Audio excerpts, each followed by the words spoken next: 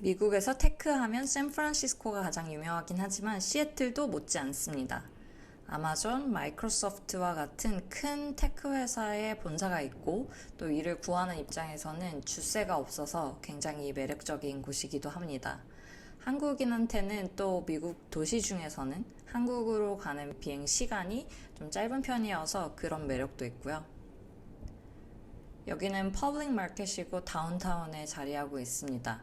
보듯이 이렇게 파머스 마켓도 있고 음식점, 그다음에 베이커리, 커피숍이 줄지어서 있고요.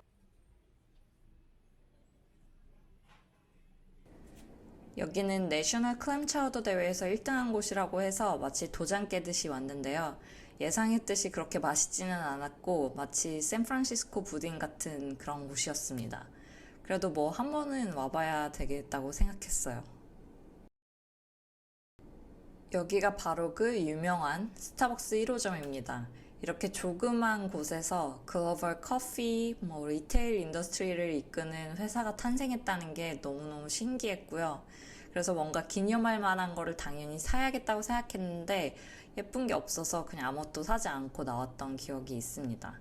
아무래도 한국에서와 달리 미국에서 스타벅스는 좀 더 그냥 쉽게 빨리 커피를 사고 나올 수 있는 곳이기 때문에 그런 것 같고요.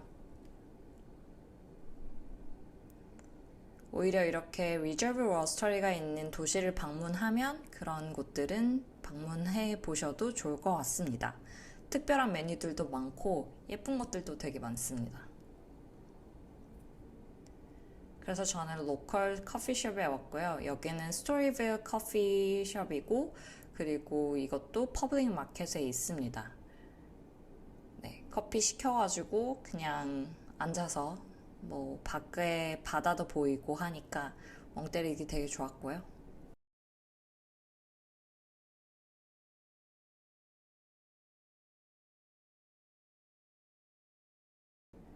이때 4월의 시애틀 날씨치고는 너무 좋아서 많이 걸었는데요.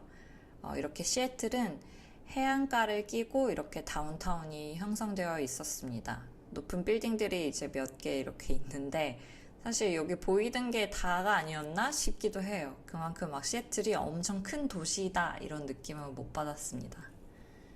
여기는 올림픽 스컬프처 파크고 마치 우리나라 잠실의 올림픽 공원 같은 그런 느낌인데요.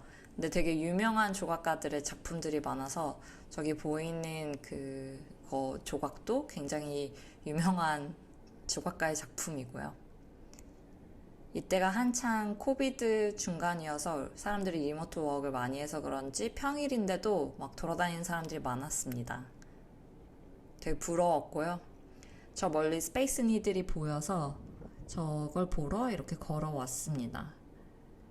스페이스 니들은 시애틀을 대표하는 상징이기도 한데 미드나 영화에서 시애틀이 나오면 거의 무조건 나오는 곳이고 제가 자주 봤던 미드 중에 프레이지어라는 게 있는데 그 주인공의 집에서 이게 보인다는 게 되게 굉장한 설정처럼 나오기도 했습니다.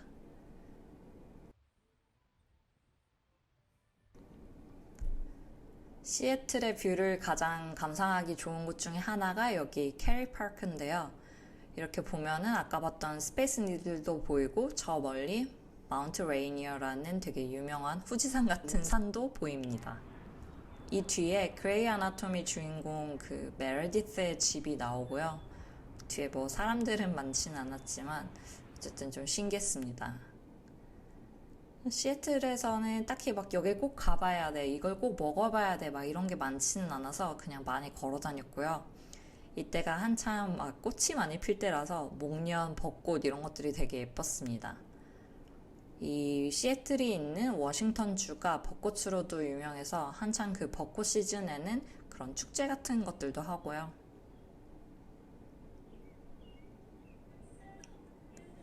이렇게 해가 질 때 호텔 루프탑 바에서 칵테일 마시면서 노을을 봤던 게 굉장히 좋았는데요. 웨스트 코스트 노을은 언제나 예쁩니다.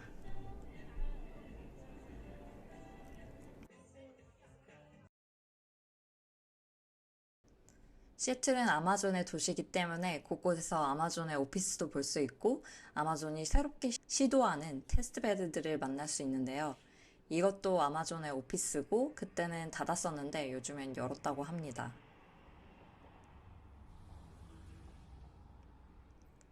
아마존 폴스타라고 해서 오프라인 스토어였는데 아마존에서 4점 이상 받은 탑셀러들의 제품들을 모아놓은 곳이었고요. 아무래도 아마존에서 파는 물건들이 뭔가 엄청 꼭 직접 경험해보고 싶은 그런 제품들이라기보다는 품목은 정해져 있고 어느 정도 보장된 퀄리티에 괜찮은 가격에 살 수 있는 제품들이 많다 보니까 꼭 눈으로 보고 싶다는 생각은 많이 안 들었던 것 같아요. 그래서인지 지금은 닫았다고 하고요.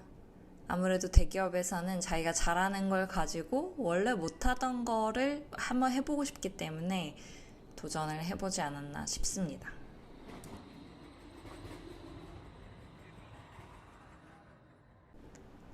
시애틀의 커피씬이 생각보다 되게 좋았는데요. 시애틀과 포틀랜드를 묶어서 여행을 갔었는데 그 중에서 가장 좋았던 커피숍은 시애틀에 있는 캐피털 커피 웍스라는 곳이었습니다. 커피 맛이 되게 톡 쏘는 신기한 맛이었고요. 시애틀 아트 뮤지엄이 되게 유명한데 이때는 닫아서 다른 미술관이라도 한번 와봤고요. 재밌는 전시를 많이 하는 곳이었습니다.